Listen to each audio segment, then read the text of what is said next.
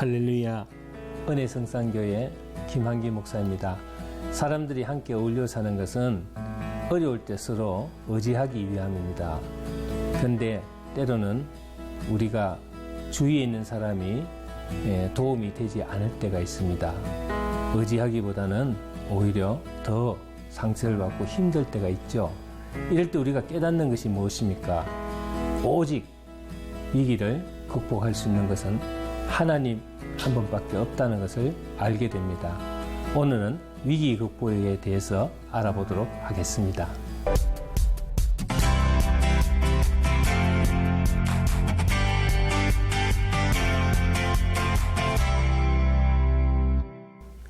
전남 강주에서 부흥회를 할 때입니다.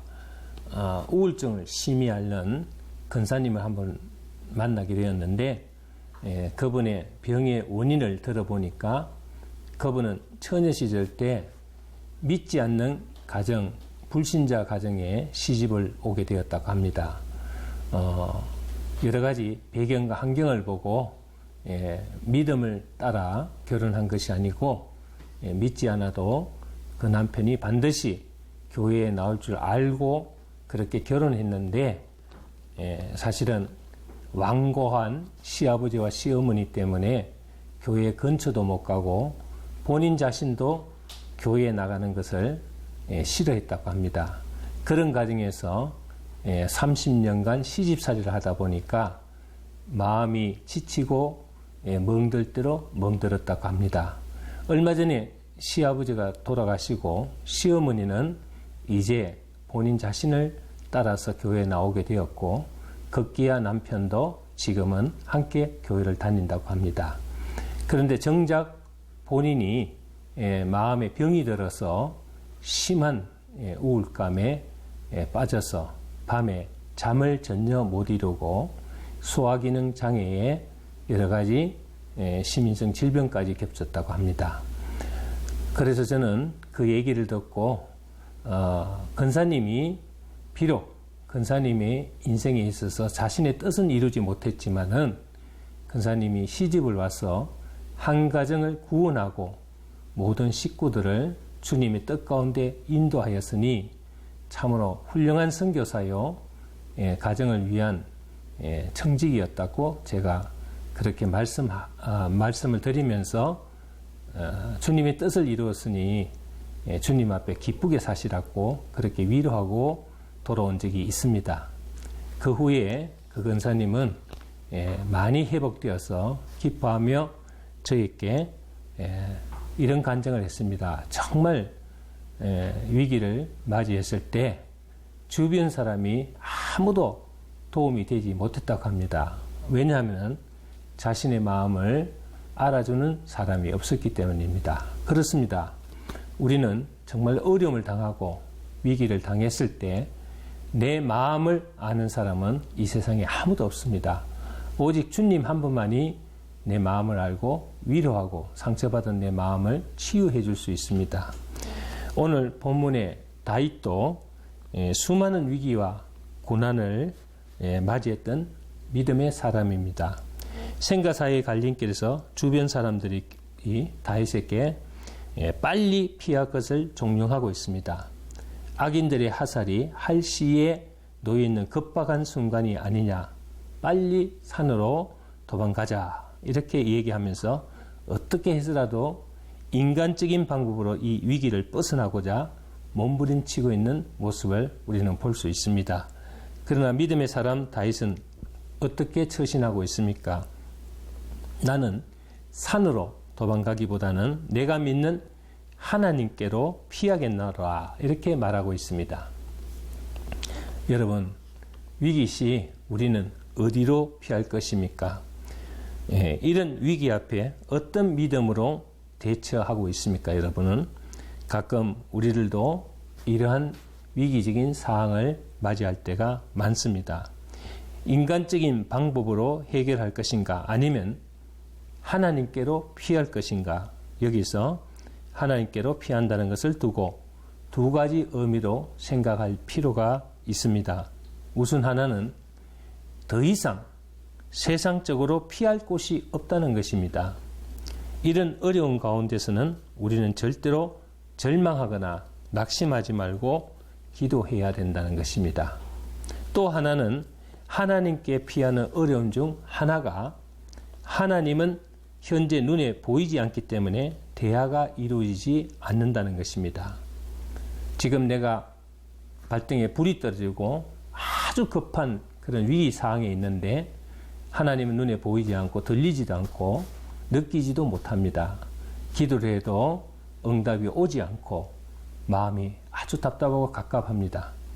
그러나 우리는 이럴수록 더욱더 절대적인 믿음과 신뢰가 필요합니다. 믿음을 가진 사람은 자기 계획을 가지지 않습니다. 그리고 그 어떤 것도 의지하지 않습니다. 하나님께 맡기고 하루하루 믿음으로 살아가려고 애를 씁니다. 그러면 매일 하나님의 말씀이 은혜가 되고 성령의 감동을 체험하게 됩니다. 위기 시 하나님께서 일하시는 방법은 무엇이겠습니까? 우리가 위기에 직면했을 때 하나님께서는 하늘에서 팔짱을 끼고 구경만 하고 있지 않습니다. 예수님이 십자가에 매달리실 때 하나님은 그냥 넋놓고 예수님을 바라보고 있지 않았습니다.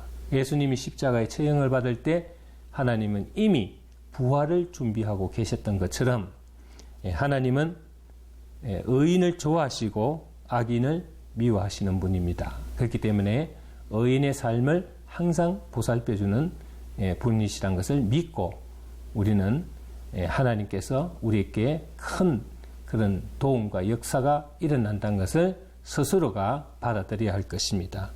본문 5절을 보면은 여호와는 의인을 감찰하시고 악인과 강포함을 좋아하는 자를 마음에 미워하시도다 했습니다. 즉 하늘에서는 이미 하나님의 판정이 내려져 있는 것입니다. 하나님은 결코 악한 자를 좋아하지 않는다는 것이죠. 어려운 위기를 맞이하면은 의인과 악인이 확실히 구별됩니다. 즉 악한 자는 강포함이 드러나고 의인은 어려운 고난이나 고통을 통해서 자기 안에 있는 믿음이 드러납니다. 그래서 우리가 고난이나 위기를 맞이해서 악인은 하나님 없는 불신앙적인 행동이 나타나고 의인은 위기를 통해 더욱더 거룩해지고 더 많이 기도하고 더 하나님을 사랑하는 믿음이 나타나기 마련입니다. 그러나 이럴 때 믿음이 없는 사람은 더 교만해지고 더 포악해지고 더 타락해지는 것입니다. 본문 6절을 보면은 악인에게 거물을 내려 치시리니 불과 유황과 태우는 바람이 저희 잔의 소득이 되리로다 했습니다. 지금은 충분한 시간을 주지만 결정적인 때에 악인은 꼼짝하지 못하는 거물에 갇혀서 심판을 받게 된다는 것입니다. 우리가 축복을 받으려면 자기 마음속에 항상 좋은 것을 담아두어야 하겠습니다. 항상 좋은 생각, 좋은 말, 좋은 관계, 그러나 남을 저주하고 욕을 하고 비난하고 비방하고 판단하는 사람은 언젠가 자기 스스로가 그 잔을 마시게 되겠죠. 사람은 사한 선에서 선을 내고 사한 악에서 악을 낸다고 말합니다. 우리 믿음의 사람들은 위기를 맞이했을 때 인간적인 악한 방법으로 대처해서는 안 되겠습니다. 그럴수록 더 기도하고 주님께 의지하는 믿음을 가져야 합니다. 안 되면 안 될수록, 힘들면 힘들수록 더 하나님의 뜻을 알기 위하여 기도해야 하고 하나님 방법대로 살기 원하면 하나님은 반드시 우리의 피난처가 되어주시고 보호자가 되어주십니다. 우리가 위기에 처했을 때 하나님이 일하시는 방법은 무엇입니까? 본문 7절을 보면은 여호와는 의로우사 의로운 일을 좋아하시나니 정직한 자는 그 얼굴을 배우리라 했습니다. 그래서 하나님 영광을 체험하려면 끝까지 인내하며 기다려야 합니다.